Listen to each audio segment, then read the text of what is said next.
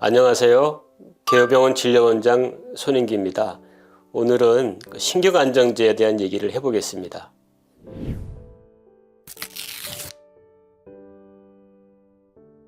흔히 신경안정제라고 불리는 약물이 있습니다. 아마 정신과에서 가장 처방이 많이 되는 약물 중에 하나일 겁니다. 이 약물들을 정식 명칭으로는 벤조디아제핀 계열이라고 부릅니다. 계열이라고 부르는 이유는 이 내부에 성분은 비슷하지만 약효하고 작용 시간이 다른 많은 약물들이 있기 때문에 그런데요. 보통 환자분들이 오시게 되면은 환자분들의 불안의 상황, 상태에 따라서 면담을 한 후에 적절한 약물들을 선택을 하게 됩니다. 앞으로 제 강의에서는 벤조디아제핀이라고 부르겠습니다.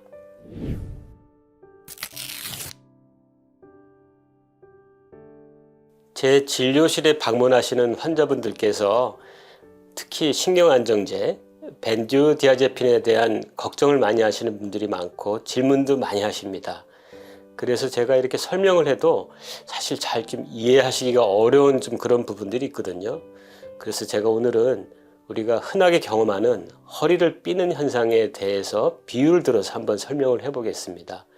아마 허리가 삔 경험들은 대부분 다 있으실 거예요. 허리가 삐었을 때 가장 문제가 되는 것은 허리 통증이죠. 허리 통증이 있게 되면은 꼼짝 못하게 됩니다. 꼼짝 못하게 되면은 일상생활을 못하게 되고 또 근육도 약화됩니다. 그래서 그런 것들을 완화시키기 위해서 우리가 진통제를 복용을 해야 되죠. 그래야지 일상생활도 복귀하고 근육도 적절하게 움직여서 빨리 회복을 할 수 있는 것 같습니다. 그처럼 불안이 발생을 하게 되면은 불안 자체가 일상생활을 정지시킵니다.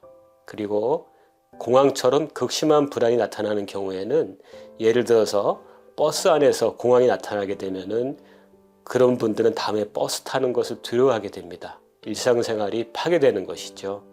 그래서 불안이 나타날 때는 빨리 불안을 진정시키고 안정시켜서 일상생활로 복귀하게 하는 것이 중요한데요. 이때 사용하는 약물이 벤조디아제핀입니다. 그러니까 일종의 마음의 진통제다 그렇게 비유를 할 수 있겠죠. 그러면은 불안증으로 병원에 왔을 때 벤조디아제핀만 처방하지 않고 다른 약물들도 보통 같이 드시게 됩니다. 그것이 왜 그러냐면은 다시 우리가 허리가 삐었을 때로 돌아가 보겠는데요. 허리가 삔 상태는 일종의 염증 상태입니다. 근육과 인대에 어떤 염증이 생긴 상태인데요. 그것을 근본적으로 치료하기 위해서는 염증을 줄여주는 약물을 복용을 하셔야 됩니다.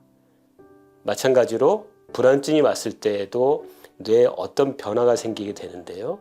그런 변화들을 다시 원래대로 회복시키기 위해서는 항우울 약물이나 부스피론 같은 약물들을 처방을 받으시게 됩니다. 그래서 어떤 분들은 묻습니다. 나는 우울증이 아닌데 왜 나한테 항우울 약물을 처방해 주시나요? 그러는데 이런 이유 때문에 그런 약물들을 복용하시게 되고요. 이 약물들과 벤조디아제핀을 보통 같이 복용하시는 것이 일반적인 처방이 될 것입니다. 그런데 여기서 끝나는 것이 아니죠. 우리가 허리가 삐었을 때는 특히 상습적으로 허리가 삐는 그런 분들은 사실은 근육이 약화된 거거든요. 그래서 그런 분들은 근력을 강화시키는 그런 형태의 운동, 재활치료, 물리치료 이런 것들을 받아야 됩니다. 그래야지 다음에 그 유사한 증상들이 재발이 안 나겠죠. 불안도 마찬가지입니다. 일시적인 불안 경우에는 문제가 되지 않지만 만성적으로 불안이 지속되는 분들은 마음의 어떤 부분들이 약해져 있는 것들인 거고요. 그런 것들을 강화시켜주는 형태의 정신치료나 이완요법 이런 것들을 같이 받아야지만이 장기적으로는 회복을 할 수 있는 것입니다.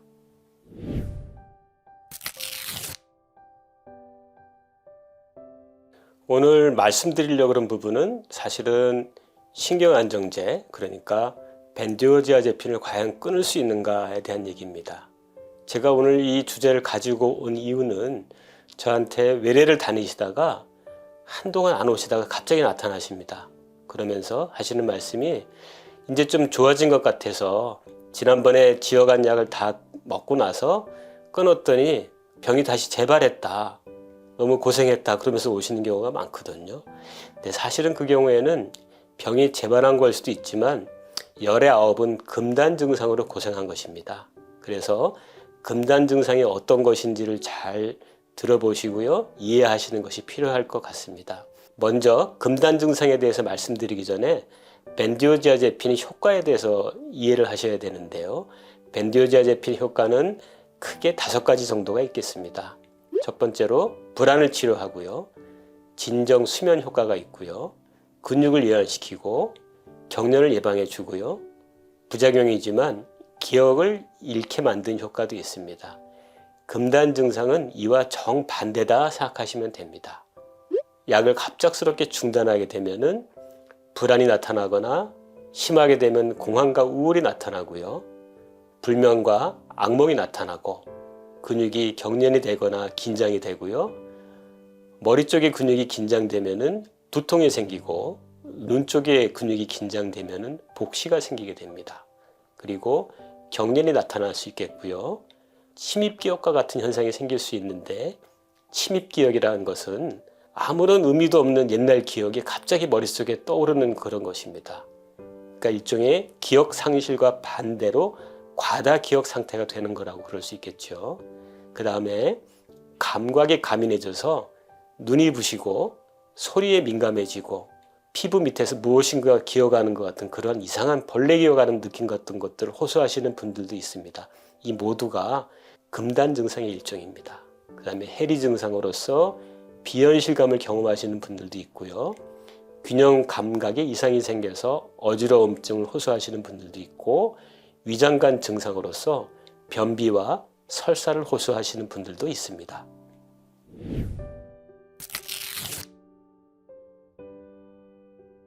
사람에 따라 약간 개인적인 차이가 있는데요. 다음 3가지 요소가 있을 때 심하게 경험하게 되어져 있습니다. 고용량을 장시간 그리고 갑자기 중단했을 때입니다. 그러니까 이 3요소와 반대되는 경우들, 작은 용량으로 단기간 복용하는 경우에는 금단 증상이 거의 없겠고요. 위에 2가지 경우를 하더라도 약을 서서히 중단하게 되면은 금단 증상을 최소화해서 이 괴로운 경험들을 지나갈 수 있습니다. 물론 좋아지는 과정이 매끄럽진 않죠. 약간의 호전과 악화를 반복하면서 좋아지게 되어져 있지만 분명한 것은 결국은 좋아진다는 것입니다. 다만 약을 끊기 위해서는 기존에 갖고 있던 불안 증상이 어느 정도 호전된 분이 가능하겠죠. 그래서 반드시 담당 의사와 먼저 상의를 하셔야 됩니다.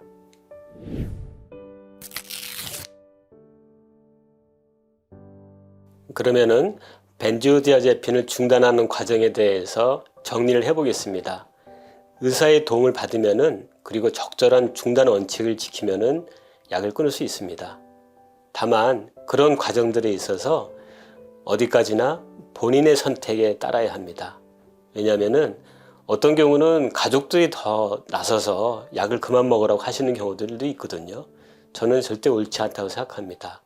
왜냐하면은 약을 끊는 과정은 어떤 경우에는 고통이 수반될 수 있는 과정들이기 때문에 그런 것들을 어느 누구도 강요할 수는 없는 것이죠. 어디까지나 본인의 의지와 판단에 따를 것을 권고하고요.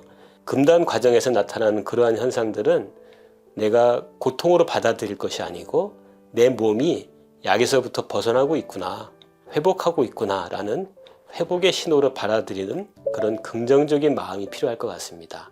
그리고 대체 약물을 보통은 같이 복용하시는 경우들이 있는데요. 항우울 약물, 부스피론 이런 약물들인데 이러한 약물들은 끊지 않고 당분간 유지하는 것이 좋습니다. 그럼으로써 심한 불안이 나타나는 것을 막을 수 있는 효과가 있겠고요. 무엇보다 가장 중요한 것은 마음의 근육을 키우는 것입니다. 그래서 비약물적인 노력들, 정신치료, 이완요법, 인지치료 같은 것들을 적절히 잘 병행함으로써 결국에는 질병의 고통으로부터 회복될 수 있을 것입니다. 예, 지금까지 신경안정제, 그러니까 벤조디아제핀의 약효, 금단 증상, 금단을 위해서 필요한 마음가짐에 대해서 설명드렸습니다.